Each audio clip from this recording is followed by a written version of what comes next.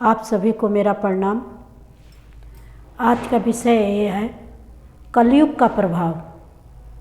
तो हम कलयुग के प्रभाव को एक कहानी के माध्यम से आपको बता रहे हैं कि एक माता जी थी, तो बहू बेटे जो है उनका दोनों का मृत्यु हो चुकी थी। एक पोता था उनके पास। पोते को देख के वो जिंदा रहती थी माता जी, क्योंकि यही एक सहारा था उनके पास। और गरीब भी बहुत थी, तो घर घर जाके वो बर्तन चौके का काम करती थी। उनको अपने पोते की बड़ी चिंता रहती थी, क्या कर दें क्या कर दें। गरीब भी थी, फिर भी सोचती थी पोते के लिए कि मैं इसके लिए क्या कर दूं। माँ की ममता कैसी होती है, दादी की ममता कैसी होती है, वैसे ही माता जी अपने पोते की चिंता करती थी। तो एक बार वो पैसे इकट्ठा करते करते उनके 500 रुपये हो गए। जब 500 रुपये हो गए, बड़ी खुश हो गई। वो घर लाके एक तकिया, छोटी सी तकिया बनाया उन्होंने, और तकिया के बीच में उसे 500 रुपये रख दिए। अब जब वो काम पे जाती थी तो उनको चिंता रहती थी कि मेरी झोपड़ी से कोई तकिया न चोरी कर ले, क्योंकि उसी में पैसे रखी थी। अब चिंता करते करते एक दिन उनको अचानक याद आया कि हमारे गांव का राजा तो बहुत ही सज्जन है, क्यों न इस पैसे को राजा को दे देती हूँ। उनके यहाँ तो चोरी का भी डर नहीं है। आज जब हमें ज़रूरत पड़ेगी तो राजा साहब से मांग लूँगी। वो 500 रुपये लेके आई और राजा से कहा, हे राजा साहब, आप इस पैसे को रख लो, जब मेरा पोता बड़ा हो जाएगी, मुझे ज़रूरत पड़ेगी तो मैं आपसे ले लूँगी। राजा ने कहा, कोई बात नहीं, रख लिया। माता जी घर आ गई, जैसे कि तैसे चलता रहा। कुछ समय बीत गया, पोता बड़ा हो गया। जब पोता बड़ा हो गया, माता जी की चिंता बढ़ने लग गई कि मैं इसकी शादी ही क्यों न कर दूं, क्योंकि मेरे जीवन का कोई ठिकाना नहीं है। कम से कम बहू आएगी तो इसकी देख रेख हो जाएगी। अब उन्होंने शादी भी तय कर दी। जब शादी तय कर दी तो पैसे की ज़रूरत पड़ी। फिर वो राजा के पास आई और कहने लग गई कि मुझे राजा से मिलना है, क्योंकि बाहर सेवक सारे बैठे थे, अंदर जाने नहीं दे रहे थे माता जी को।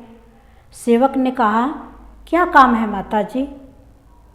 तो माता जी ने कहा, ऐसा है, मैंने 500 रुपया उनको रखने को दिया था, अब मेरे पोते की शादी हो रही है तो मुझे पैसों की ज़रूरत है। अब सेवक जो है हंसने लग गए। कैसे?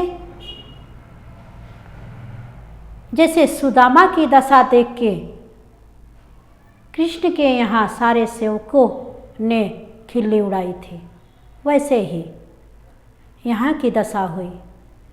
तो माता जी से मिलने को मना कर दिया कि जाइए जाइए, राजा साहब नहीं मिलेंगे। तो माता जी चिल्लाने लग गई, नहीं भैया, मुझे पैसे की ज़रूरत है, पोते की शादी कर रही हूँ, मैंने दे रखे हैं।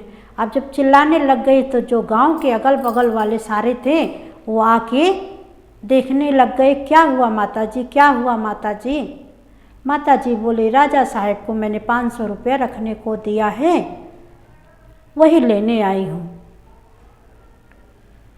तो जब देखा कि बेइज्जती होने वाली है तो सेवक ने जाके राजा से कहा, हे राजा, एक माता जी आई हैं, वो आपके लिए कह रही हैं कि 500 रुपया आपको दिया है।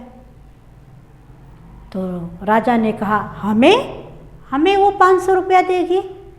हमें किस चीज़ की कमी है? मैं तो खुद का राजा हूँ, भगा दो उसे। अब सेवक आए, भगाने लग गए माता जी को।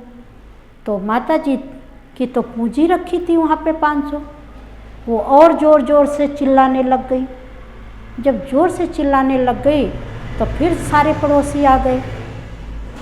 जब सारे पड़ोसी आ गए तो फिर सेवक राजा से कहने गए कि सारे लोग आ गए हैं राजा साहब और माता चिल्ला रही है। तो राजा जो है ये बात सुन के बाहर आ गए और माता को बुलाया कि बताओ कब दिया था पैसे।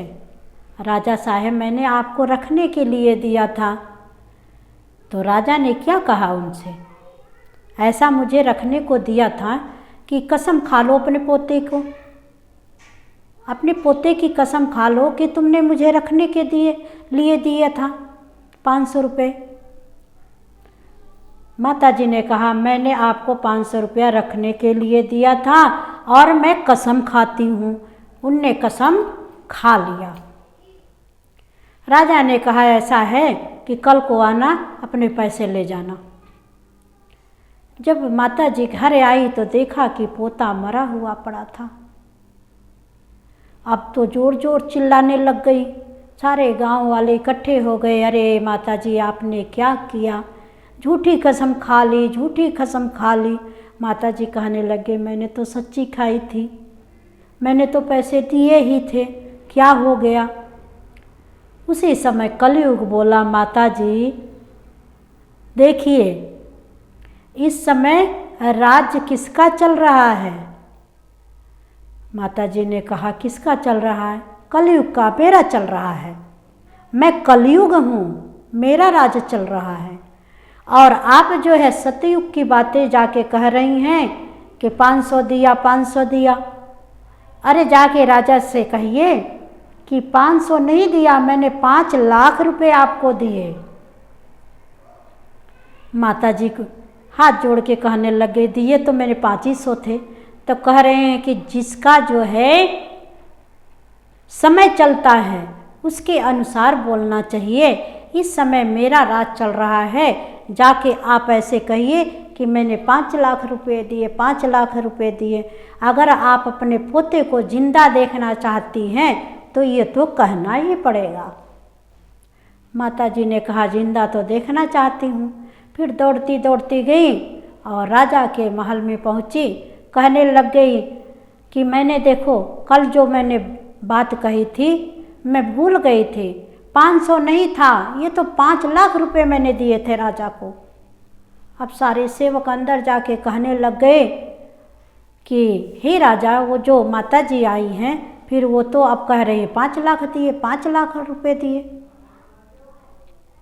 तो राजा ने कहा आए 5 लाख, बाहर आके कहने लग गए तुमने 5 लाख रुपए दिए। हाँ राजा साहब मैंने 5 लाख रुपए दिए। तो अच्छा ऐसा करो कि अपने मरे हुए पोते की कसम खा लो कि तुमने 5 लाख रुपए दिए। उनने कहा मैं अपने मरे हुए पोते की कसम खाती हूँ कि मैंने आपको 5 लाख रुपए दिए। उन्होंने कहा ठीक है कल आना ले जाना।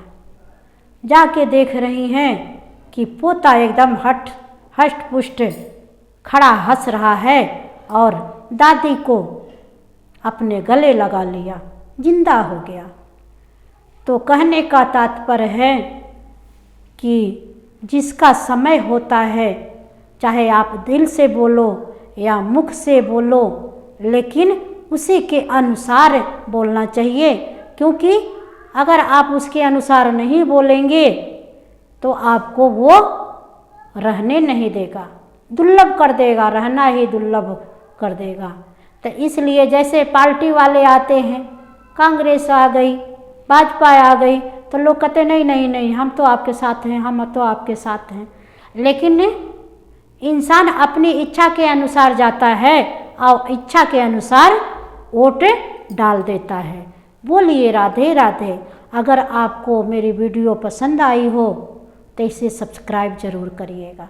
बोलिए राधे राधे।